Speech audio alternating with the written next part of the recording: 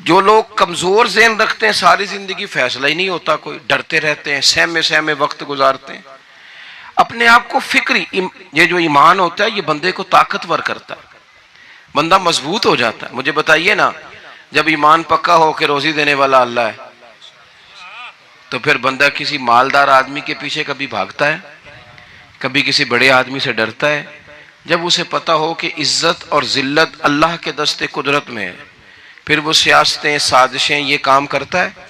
تو پہلے تو مضبوطی ایمان درکار ہے ہماری بچوں کے اندر، ہمارے مزاجوں کے اندر. جب تک وہ مضبوطی ایمان، حضرت مولا علی شیر خدا کرم اللہ تعالی وجہہ الکریم ایک دفعہ بڑے علیل ہو گئے تھے، کمزوری آ جاتی ہے، بندہ بیمار ہو جاتا ہے. تو ہمارے ہاں بیمار لوگ بعض اوقات ایسا جملہ بولتے ہیں جو کفر کے زمرے میں چلا جاتا ہے. آپ پریشان ضرور ہیں، تکلیف میں ضرور ہیں، لیکن آپ بات وہی کریں گے جو شریعت اجازت دیتی ہے. حضرت علی شیر خدا شدید علیل تھے. ایک صحابی تیمارداری کرنے گئے تو حضرت مولا علی کا چہرہ دیکھ کے پریشان ہو گئے، کہنے لگے آپ تو بڑے سخت علیل ہیں، اللہ خیر کرے، اللہ تعالیٰ آپ کو صحت دے. تو حضرت علی کہنے لگے تو فکر نہ کر، مجھے اس بیماری سے کچھ بھی نہیں ہوگا.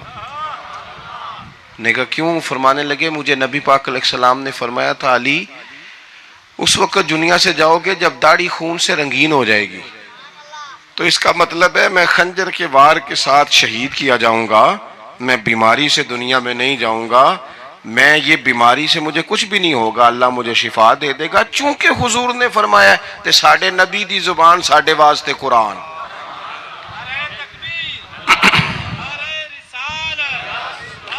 تو سب سے پہلے تو اپنے ایمان کے اندر، توکل کے اندر مضبوطی پیدا کریں.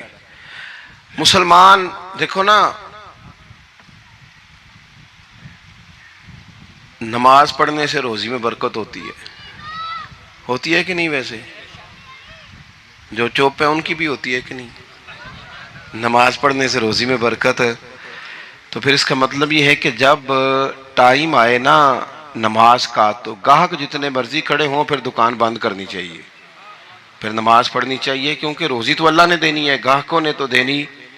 تو سب سے پہلے ضروری ہے مضبوطی ایمان، توکل، اللہ کی ذات پر بھروسہ. آپ کبھی میدان کربلا کا پورا نقشہ اپنے سامنے رکھیں نا، پورا نقشہ. دو چیزیں ہیں، امام حسین کو نظر آ رہا ہے اب شہادت ہو جائے گی، اتنی بڑی فوج آئی ہے، خدا کی حکمت کے تقاضے سمجھ میں آ رہے ہیں، حالات کیا ہوں گے سمجھ آ رہی، پر ایک لمحے کے لیے بھی ان کا توکل کمزور نہیں ہوا. اپنے رب پر جو مضبوط بھروسہ ہے، مضبوط. سیدہ طیبہ طاہرہ حضرت فاطمہ الزہرا رضی اللہ تعالی عنہا نا اونٹ کے بالوں کی بنی ہوئی چادر اوڑھ کر چکی پیس رہی تھی.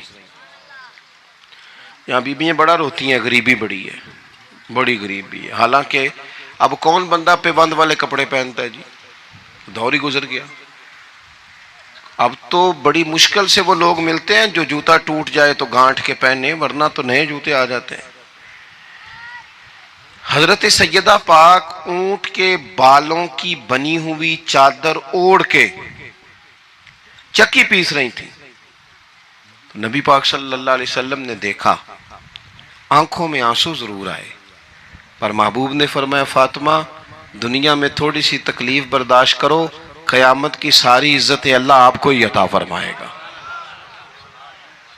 تو توکل کی مضبوطی، اللہ کی ذات پر بھروسہ، اپنے رب کریم کے ساتھ امیدوں کا وابستہ کرنا، اس سے مضبوطی آئے.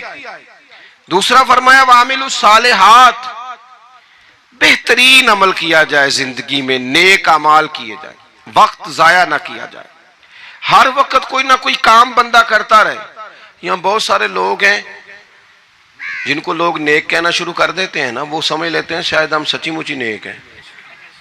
لوگ جو کہتے ہیں حضرت صاحب قبلہ، پیر صاحب قبلہ، میں یہ طالب علموں کو، دوستوں کو، بلکہ اپنے آپ کو بھی کئی دفعہ کہتا رہتا ہوں، اپنے آپ کو سمجھاتا ہوں کہ یہ لوگ تجھے کہہ رہے ہیں حضرت صاحب، یہ تو رات کو تو اپنے آپ سے پوچھنا، اپنے رب سے پوچھ.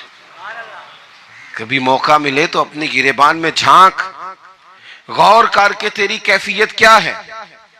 تنہائی میں تیرا دل اللہ سے جڑتا ہے کہ نہیں؟ عبادت میں دل لگتا ہے کہ نہیں؟ خدا کا خوف دل میں رہتا ہے کہ نہیں؟ غریب کی محبت، عزیزوں قربت والوں کا احساس طبیعت میں موجود رہتا ہے کہ نہیں؟ ویسے تو میرا مطلب ہے، لوگ کہہ دیتے ہیں حاجی صاحب آپ بڑے سخی ہیں، تو اس سے تو نہیں نا بندے نے سخی ہونا. سخی تو تب ہونا ہے جب اللہ کی بارگاہ میں مقبول ہوگا. اعمال صالحہ، نیک کام، اور وہ کرتا رہے بندہ، کوئی بھی کام اسے نیکی کا مل جائے نا. دیکھو نبی پاک صلی اللہ تعالی علیہ وسلم نے فرمایا نیکی کو کبھی حقیر نہیں سمجھنا، کبھی حقارت سے نہیں نیکی کرنی کہ یہ بڑی چھوٹی ہے تو میں اس کو کروں. اب فرمایا کبھی حقیر نہ سمجھنا، نیکی کا کام جو بھی ملے کر دینا. فرمایا اگر بھائی سے مسکرا کے ملو گے بھی نا تو اس پر بھی اللہ تمہیں صدقے کا ثواب عطا کرے گا. ہم تو اس دین سے کے ماننے والے ہیں جو کہتا ہے تو گلی سے روڑا اٹھا دے، کانٹا اٹھا دے، کسی کی تکلیف دور کر دے، کسی اس پر گنجائش کر دے، کسی کے لیے آسانی کر دے، جو بھی خیر کا کام میسر آئے پورے دن میں اسے چھوڑے نہیں. صبح گھر سے نکلیں، وہ ایک صحابی تھے غالباً تابعی تھے، تو بازار جاتے اپنے غلام کے ساتھ تو سارا بازار گھوم کے واپس آ گئے. خادم نے کہا جناب کو نہ کوئی خریدا نہ کچھ بیچا، تو آپ سارا بازار گھوم کے آ گئے. فرمانے لگے تیرا کیا خیال ہے؟ میں نے کچھ بھی نہیں کیا. کہا جناب پھر کیا کیا ہے؟ فرمانے لگے تم نے دیکھا ہے جو بندہ بھی گزرا ہے میں نے اس کو کہا السلام علیکم، تو کتنی کو نیکیاں میں جمع کر کے آ گیا ہوں. کوئی خیر جو میسر آئے. ہم سمجھتے ہیں کہ شاید کوئی کروڑ کو روپیہ ہوگا تو پوری مسجد بناؤں گا تو پھر میں نے نیکی کر دی ہے. شاید جناب میں، حالانکہ یہ چھوٹے چھوٹے کام ہیں نا، چھوٹے چھوٹے کام، ان کی تو زیادہ ضرورت ہوتی ہے، ان کی تو زیادہ حاجت ہوتی ہے. کوئی آپ رستے میں گزر رہے ہیں تو نیچے کوئی کھڈا بنا ہوا ہے تو اس پر ہم کیا کرتے ہیں؟ گاڑی میں بیٹھ کے تبصرہ کرتے ہیں اے روڈ کھورے کدوں بننا ہے. بھئی یہ کھڈا ہے نا تو آپ نیچے اترے نا تو آپ دھابڑا لیں نا، کئی پکڑے نا، یہ تو 5 منٹ کا کام ہے، یہاں آسانی کر دیں نا، آپ اس میں گنجائش کر دیں. حضور سید عالم علیہ السلام نے فرمایا، امام راضی نے حدیث لکھی ہے، قیامت کے دن ایک بندے کو اللہ معاف کرے گا تو مالک وہ بندہ عرض کرے گا یا اللہ میں تو بڑا گناہگار ہوں، کس وجہ سے معافی ہوئی؟ فرمایا رات کے وقت تو گزر رہا تھا، تیرے پیر سے روڑا ٹکرایا تھا اور تو نے اٹھایا ادھر ادھر دیکھ کے کہ کوئی اللہ کے کسی بندے کو تکلیف نہ ہو جائے.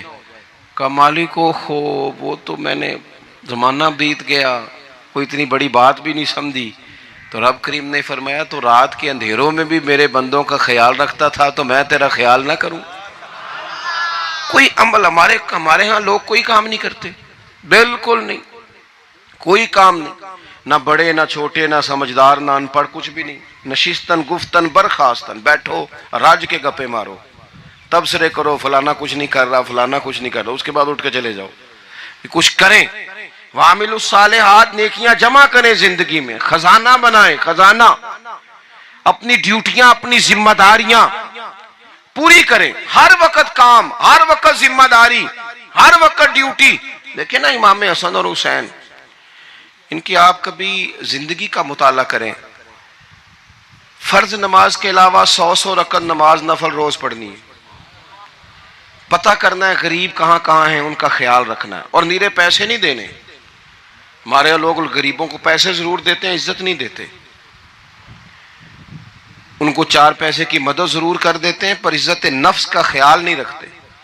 امام زین العابدین رضی اللہ تعالیٰ عنہ فرماتے ہیں گزر رہے تھے، آپ دیکھیں نا امام غزالی حدیث لائے ہیں کہ بندہ اور کچھ نہ کرے، کسی مومن کا دل راضی کر دے تو اللہ 60 سال کی نفلی عبادت کا ثواب عطا کرتا ہے.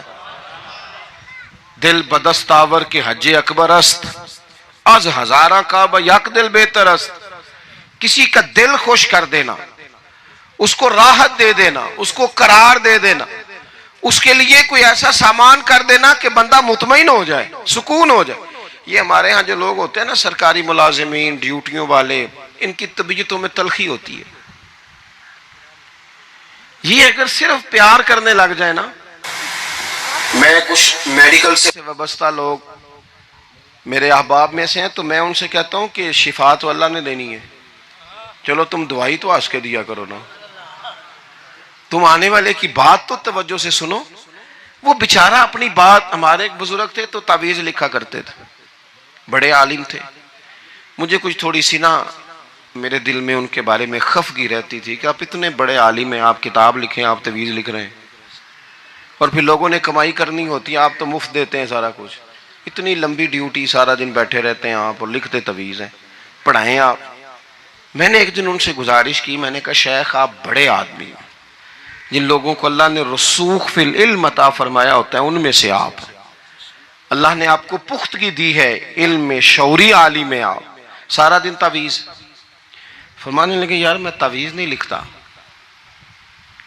اصل مسئلہ یہ ہے کہ جو تعویذ لینے آتا ہے وہ اپنا سارا دکھ سناتا ہے، تو میں تعویذ نہیں لکھتا، میں نا بس لوگوں کے کلیجے ٹھنڈے کرتا ہوں، میں کسی کا، اب تو بچوں کے پاس ٹائم ہی نہیں، وہ تو ابا کا دکھ نہیں سنتے، بالکل نہیں، وہ تو ڈھونڈتے ہیں کوئی کونا ملے تو جا کے موبائل دیکھیں، وہ تو بیٹھتے ہی نہیں۔ اماں کہہ رہی ہوتی ہے کہ پتر کو 10 منٹ میرے پاس بھی بیٹھا کر، لیکن پتر مصروف بڑا ہے، ویڈیو چڑھانی ہے اس نے، ٹک ٹاک بنانا ہے اس نے نئی تصویر چڑھانی ہے، ہم الجھ گئے۔ یہ چیزیں انسان کو نفسیاتی طور پر کمزور کر دیتی ہیں، جو لوگ زیادہ یہ کام کرتے ہیں ان کے حافظے کمزور ہو جاتے ہیں، وہ الجھ جاتے ہیں، انہیں پتہ نہیں ہوتا رات میں نے کیا کہا تھا، صبح میں کیا کہہ رہا ہوں۔ ہر وقت نہیں، ضرورت کے وقت، ہر ٹائم نہیں، مخصوص اوقات میں۔ حضرت امام زین العابدین رضی اللہ تعالیٰ عنہ فرمانے لگے، ہم گزر رہے تھے، امام حسین ساتھ تھے، تو رستے میں نا کچھ غربا، غریب لوگ بیٹھ کے کھانا کھا رہے تھے، کہتے ہیں ہماری ان پر نظر پڑی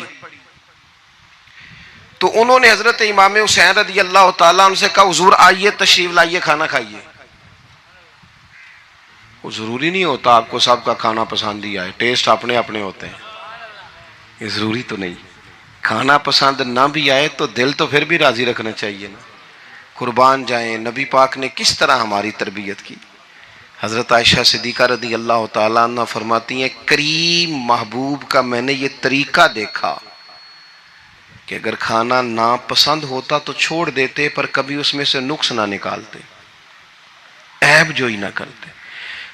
گرمی کے موسم میں کھڑی ہے بیچاری خاتون، اور کتنی مشقت سے اس نے کھانا بنایا، اور کتنی گرمی سہی ہے چولہے کے سامنے، لیکن صاحب وہ کھانا رکھا ہے تو وہ کہتے ہیں یہ تو کی پکایا ہے، وہ کھانے والی چیز ہے بھئی، اس طرح کرنا، اب جو اگلی ہنڈی ہے وہ تو پکا، نہ تو کھڑا ہو، یہ پتہ چلے یہ کام کتنی مشقت کا ہے۔ زندگی میں کچھ تھوڑا سا دوسروں کا خیال رکھنا یہ بھی تو دین کا حصہ ہے نا۔ آپ اپنی زندگی میں ہمیشہ اپنے لیے سوچیں، کسی اور کا سوچیں ہی نہ، تو میرے عزیز یاد رکھیں گے آپ، امام زین العابدین کہتے ہیں نبی پاک صلی اللہ تعالیٰ علیہ وآلہ وسلم نے نا حضرت امام علی مقام کی، امام حسن اور حسین کی اس طرح سے کچھ تربیت فرمائی تھی کہ غریب پروری ان کے اندر رچ بس گئی تھی، مزاج بن گیا تھا۔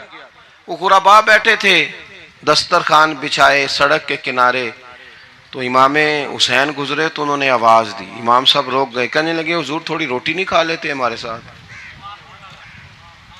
تو امام صاحب آ گئے، نیچے بیٹھ گئے غریبوں کے ساتھ۔ کوئی جرت کرے نا، چلو امیروں نے تو غریبوں کے ساتھ بیٹھنے کی جرت نہیں کرنی، کوئی پیر ہی بیٹھ جائے غریبوں کے ساتھ، وہی مہربانی کر دے کہ میں پیر صاحب ہوں، قبلہ ہوں، تو میں ہی چلو لنگر کھا لوں مریدوں کے ساتھ بیٹھ کے۔